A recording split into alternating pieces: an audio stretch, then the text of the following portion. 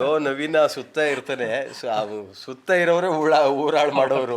ಇವನ್ ಪಾಪ ಅಮಾಯಕ, ಇವನೇನಿಲ್ಲ.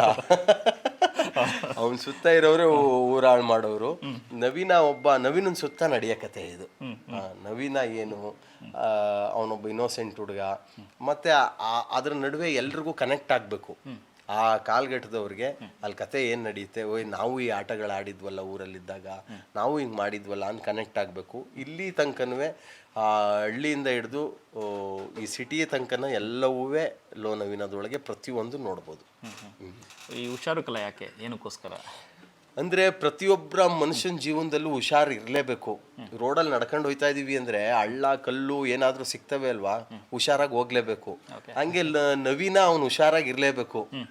ಎಲ್ಲಿ ದಾರಿ ತಪ್ಪಿಡ್ತೀಯ, ಹುಷಾರು ಕಲ ನೀನು ಹೋಗ್ತಾ ಇರೋ ದಾರಿ ಏನಿದೆಯಾ ಅಂತ ಎಲ್ಲರೂ ಅಲ್ಲಿ ಕತೆ ಒಳಗಡೆ ಎಲ್ಲೋ ಹುಷಾರ್ ಕಲಾ ಅಂತಾನೆ ಇರ್ತಾರೆ, ಬೇಡ ಕಲಾ ಹುಷಾರ್ ಕಲಾ ಅಂತ. ಅದೇನು ಹುಷಾರ್ ಕಲಾ ಅನ್ನೋದೇ ಕೆಲಸ ಏನು ಮಾಡಿದ ಅಂತ ಅದೇ ಸಿನಿಮಾ ಕತೆ.